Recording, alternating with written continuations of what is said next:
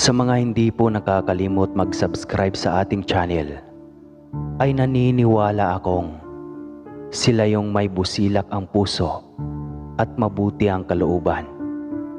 Salamat po sa inyo. Naway pagpalain pa kayo.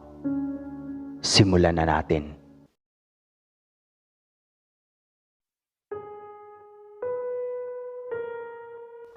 Ang pinakamatalik na kaibigan sa pagkabata ay mas espesyal dahil sila ay kasama natin mula sa simula. Ang isang kaibigan sa pagkabata ay isang kaibigan na kilala mo mula noong pareho kayong mga bata. Ang pagpapanatiling pagkakaibigan at ang pananatiling magkalapit hanggang sa pagtanda ay tunay na mahiwaga. Pero paano kung bigla silang lumipat ng ibang bansa? Pagkatapos ng ilang taon, mabalitaan mo na nakabalik na pala sila. Magiging ganoon ka pa din ba kalapit sa kanya kung ganon ang mangyari? Ako si Helga, hindi ko tunay na pangalan.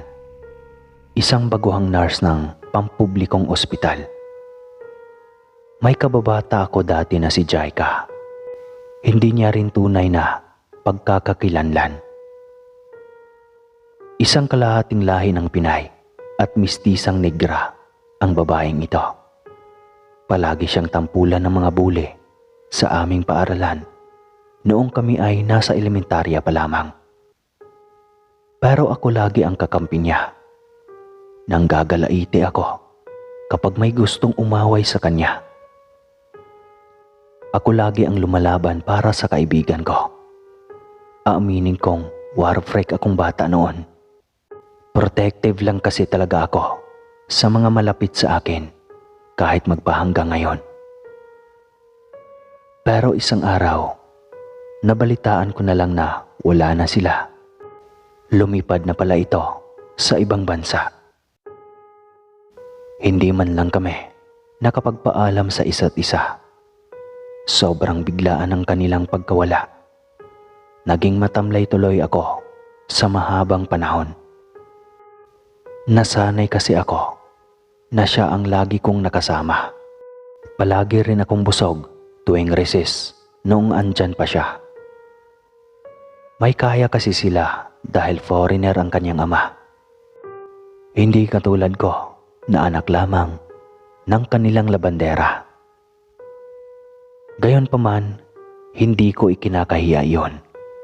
Ang marangal na trabaho ng nanay ang nag-angat sa akin at nagbigay ng propesyon. Kaya proud ako sa aking ina, kahit paman isa siyang dakilang tagalaba. Pauwi ako noon nang makasalubong ko ang dating kaklase ko sa elementarya. Ibinalita niya sa akin na nakabalik na raw si Jaika. Sobrang saya ko nang marinig iyon. Pagkagaling ko ng ospital ng araw na iyon, diretso ako sa kanilang bahay. 7 taon na ang nakaraan, pero alam ko na hindi ako makakalimutan ng kanyang mga magulang. Habang naglalakad ako ay naglalakbay ang aking diwa. Ini-imagine ko kasi ang napaka-sexy at napakagandang si Jaika. Mayaman iyon, kaya malamang napaka-sopistikada ng dating. Dasal ko na sana ganoon pa rin kami kalapit sa isa't isa. Hindi naman kasi ako naghanap ng ibang best friend noong umalis siya. Nasanay kasi ako sa kanya dahil sa mabait na napakatahimik pa. Sobrang kabaliktaran sa akin. Nang makarating ako sa harap ng kanilang gate, halatang may tao na nga na nakatira sa loob. Malinis na kasi ulit at bagong pintura ang bahay. Nag-doorbell ako kaagad. Lumabas doon ang dalagang si Jaika. Hindi nga ako nagkamali sa aking iniisip. Napaka-sexy nito at ang tangkad. Sobrang payat pa at ang haba ng kulot nitong buhok. Abot hanggang tainga ang ngiti ko nang nasa malapitan na ito. "Hey, do I know you?" Tanong nito kaya. Nakadama ako ng pagkadismaya. "Jaika, ako ito si Helga. Naalala mo pa ba?" "Oh, Helga. So bakit nandito ka?" Kaswal na tanong nito. Gusto ko na tuloy magtampo sa mga oras na iyon. "Grabe ka naman sa akin. Hindi mo man lang ako naalala. Malamang hindi mo rin ako namimiss." Nakangusong saad ko. "Don't be too childish. We're young now." Saway nito sa akin na English pa rin. Hindi ko alam kung nawala na ba sa utak niya ang nakagisnang lingwahe. Pasyensya ka na, Jaika. Sige, mukhang pagod ka pa yata. Tsaka na lang kita dadalawin kapag okay ka na." Paalam ko na lamang rito. "Okay, by the way, since you're here already, I want you to come on my birthday next day. I'm still your friend, right?" Oo naman, Jaika. You're my best friend kaya." Sagot ko rito nang nakataas ang noo. "Good. Do bring your friends here. The more the merrier, right?" Wika nito nang nakangiti na tila may kapilyahan. Hindi ko alam kung pakiramdam ko lang ba o instinct ko iyon. Naramdaman ko kasi na tila piki ang kanyang huling ngiti. Umuwi ako ng nakatulala. Hindi ko akalain na pagkatapos ng 7 taong hindi pagkikita ay ganoon na lamang. Parang hindi man lang kami naging malapit noong kabataan pa namin. Gayunpaman, inunawa ko iyon. Iniisip ko na lamang na baka pagod siya sa mga panahong iyon. Sumapit ang kanyang kaarawan dahil sa gusto niya na magdala ako ng mga kaibigan. Naisipan ko na yayain ang mga kasamahan kong nurse na nagvo-volunteer din na kagaya ko. Hindi naman tumutol ang mga ito. Stress reliever din daw kasi ang mga parte na tulad nito. Lalo na kapag may inuman at mamahaling wine pagkatapos ng handaan. Mabilis kaming nakarating sa bahay nila Jaika. May lumang kotse kasi ang isa sa mga kasamahan ko. Malapad ang ngiti ng birthday celebrant na sumalubong sa amin. Nagbiso-biso kaming dalawa at nagulat ako nang may bigla itong ibinulong sa akin. "Good girl, iyan ang gusto ko sa iyo eh. Napaka-thoughtful mo pa rin. You know how to make me happy." Mahinang wika nito, kaya humarap ako sa kanya at ngumiti. "Abay, oo naman. Ikaw pa ba? Alam mo naman na ikaw lang ang best friend ko. Hindi ba? Ikaw lang naman itong nakalimot sa atin eh. Kita mo iniwan mo ako ng walang paalam." Diretsong sagot ko sa aking best friend. May nakita akong lungkot sa kanyang mga mata. Hindi ko alam pero ramdam ko na may kakaibang ipinapahiwatig ang lungkot na nakaukit sa balintataw niya. Akmang tatanungin ko na ito kung ano ba ang problema. Ngunit maagap ako nitong nahila, kaya hindi ko na itinuloy pa ang aking sasabihin. Maging ang mga kasama ko ay napasunod na rin sa amin. Nagtaka ako dahil gabi na ay wala man lang itong mga bisitang iba. Ang alam ko, tuwing kaarawan niya ay maraming dumadalaw ng mga kamag-anak sa partido ng kanyang nanay. Wala naman kasing pamilya rito ang kanyang ama dahil foreigner. Nagtaka man ay hindi na ako nag-abala pang magtanong. Alam ko na pati ang aking mga kasamahan ay nagtataka rin dahil kami lamang ang bisita. Kahit hindi sila nagsasalita, ay alam ko ang ekspresyon ng galaw maging sa mga mata nila. Mukhang nahulaan naman ni Jaika ang katahimikan naming lahat. Iyon pala ay iisa ang katanungan na nasa aming utak. Mabilis na nagpaliwanag ang aking best friend. Baka nagtataka kayo kung bakit wala kaming bisitang iba.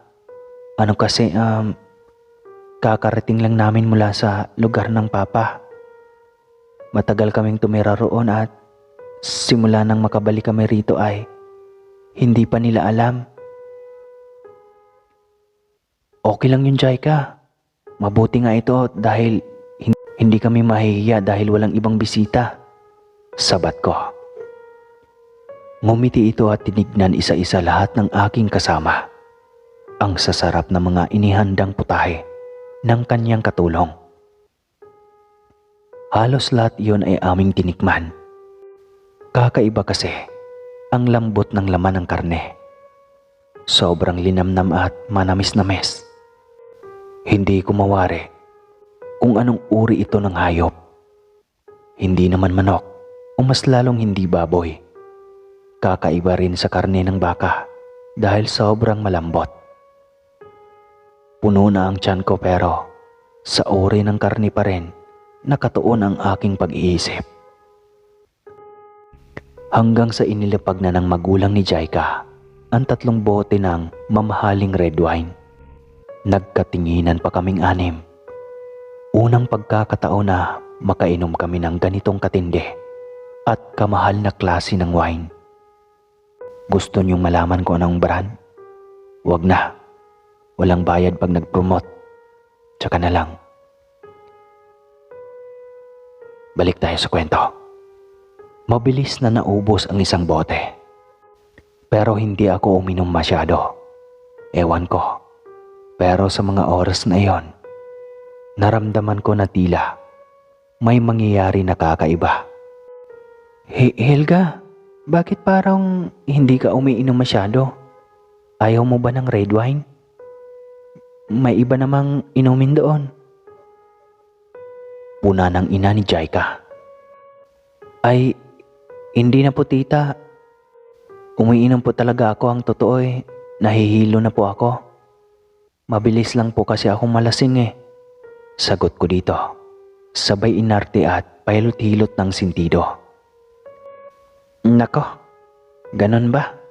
Ay, hindi sabihin mo lang kung gusto mo nang matulog ha. Napalinis ko na naman ang guest room Dito na lang muna kayo magpalipas ng gabi. Itong mga kasamahan mo ay halatang may tama na rin. Uwi ka nito. Talagang may tama na nga ang mga ito. Paubos na kasi ang pangatlong bote. At may inilapag pang 2 bote ang kanilang katulong. Nagpaalam ito na pupunta sa kusina. Kaya tinanguan ko na lamang. Naiihi rin ako. Kaya tumayo na rin ako. At pumuntang banyo. Bukas lang iyon. Kaya diretso na ako sa pagpasok. Isasara ko na sana ang pinto nang marinig ko ang sabi ng mama ni Jaika. Come on, honey. Wait patiently. They aren't drunken yet. Wika nito sa asawang foreigner. True, Dad. Just wait until they lose their conscience. I'll assure you, their flesh must be ours this night. Tila may kagalakan sa boses ni Jaika habang sinasabi iyon. Nagulat ako sa huling sinabi ni Jaika. Laman daw namin. Mapapa sa kanila. Anong klase ng nilalang sila? Mga aswang. Bigla akong kinilabutan ng maisip iyon. Kapag ganoon, inilagay ko sa kapahamakan ang aking mga kasamahan. Ako pa naman ang nagyaya sa kanila rito. Kaya ako rin ang dapat na poprotekta. Mabilis ang hakbang ko na bumalik sa mesa. Nakaramdam ako ng pag-aalala. Paano na ito? Halatang mga lasing na ang aking mga kasama. Kapag ba sasabihin ko sa kanila, maabsorb pa ba ng kanilang utak iyon? Nagsimula na rin akong mataranta. Hindi ko alam kung sa anong paraan ko sila poprotektahan. Oo nga at maraming kabahayan sa paligid pero paano naman kami makakalabas sa ganoong kataas na pader at gate? Nag-isip ako ng paraan kung paano makalabas na kasama ko ang 5. Malamang, planado na lahat ng pwedeng gawin ng pamilyang ito. Nagtataka pa ako dahil pati ba ang kanilang katulong ay kagaya din nila. Hindi ko alam kung bakit otomatikong napako ang aking paningin sa ibabaw ng refrigerator. Isang pumpon ng susi ang nakaagaw sa aking atensyon. Dali-dali ko iyong kinuha at inilagay sa aking bulsa. Tila may pakiramdam ako na malaki ang maitutulong niyon sa amin. Nagpalingalinga ako sa paligid. Tulog na marahil ang katulong nila. Bigla kasing tumahimik ang buong paligid. Mas lalo tuloy akong kinikilabutan. Isa-isa kong pinulungan ang aking mga kasama na maghanda dahil mali ang bahay na aming napasukan. Kailangan naming makalabas dahil kung hindi, uubusin kami ng magpamilyang aswang. Tila na wala kaagad ang kalasingan ng mga ito. Miss Beautiful, gabi na kasi kaya kailangan na naming umuwi. Wika ng isa kong kasama na halatang lasing na. Hindi. Bukas na kayo umuwi. Gabi na eh. At saka isa pa ay lasing na kayo. Hindi safe ang magmaneho. Wika ni Jaika. Hindi okay lang Jaika. Marunong din naman akong magmaneho. Ako na lang ang magdadala ng sasakyan. Hindi pa naman ako lasing eh. Sabat ko naman dito. Pag sinabi ko na walang uuwi, walang uuwi. Maliwanag. Galit na wika ni Jaika. Kaya natigilan kaming lahat. Mas lalo pa kaming nasindak ng humalakhak ito na parang isang broha. Ilang sandali pa ay nagsilabasan ang 2 nilalang na sobrang pangit ng itsura. Alam ko na mga magulang iyon ni Jaika, maging ito ay biglang nag-ibang anyo. Nagsitayuan ang mga buhok at tinubuan ng mahabang pangil at mga kuko. Iyong iba kong kasamahang lasing ay biglang nahimasmasan.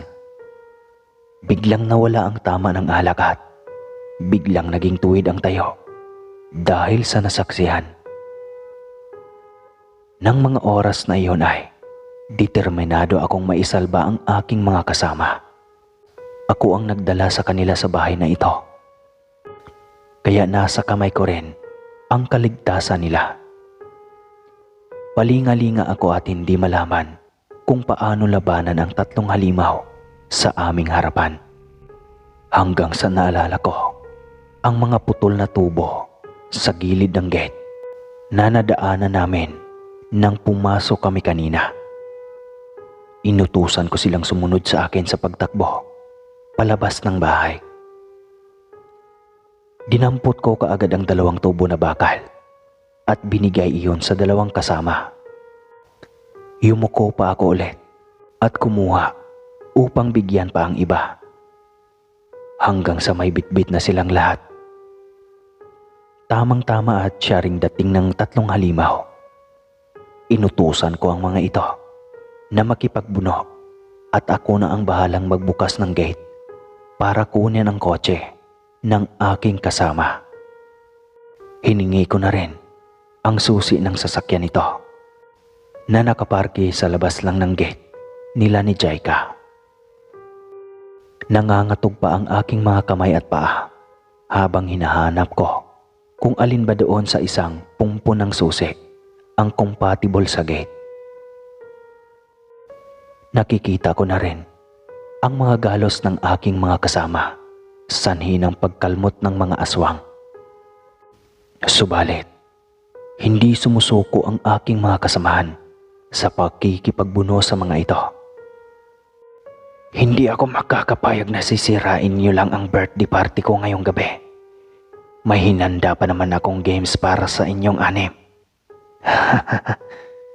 Wika ni Jaika na tila ba naging triple ang lakas ng boses. Pero kahit pa man magsisisigaw kami, ay hindi na rin yata kami marinig. Bukod sa nagsitaasang pader at madistansyang kabahayan, tiyak na nasa kailaliman na ng kanilang mga panaginip ang mga tao sa paligid. Nang mabuksan ko ang gate ay tumakbo agad ako sa nakaparadang kotse. Mabilis ko iyang pinaandar at itinapat sa gate. Isa-isa ko silang pinasampa at mabilis na ipinasara ang pintuan. Sumugod pa ang 3 aswang kaya mabilis kong pinatakbo ang sasakyan. Maging sa pagtakbo ng kotse ay nakabuntot pa rin ang mga ito. Talagang wala itong plano na titigilan kami. Naramdaman ko rin na tila bumigat ang sasakyan, kaya alam ko na sumampa ang iba sa kanila sa itaas ng sasakyan. Ang huni ng mga ito ay halatang galit na galit. Sobrang tahimik ng daan at walang katao-tao, kaya siguro patuloy pa rin ang mga ito sa pagsalakay sa amin. Dalangin ko lang noon na huwag magloko ang makina ng sasakyan. Dahil kapag mangyari iyon, siguradong magiging pagkain na talaga kami ng pamilyang ito ng mga aswang. Sorry talaga sa inyo. Hindi ko alam na ganito na sila ngayon. Noong bata pa kasi si Jaika at Labandera pa ang nanay ko sa kanila. Parang hindi naman sila ganoon. Nagulat na lang talaga ako na naging pamilyang aswang na sila. Patawad talaga sa inyo. Munti ko pa talaga kayong malagay sa panganib. Hinging depensa ko sa mga ito. Nakaisip ako ng paraan para tumigil ang mga ito.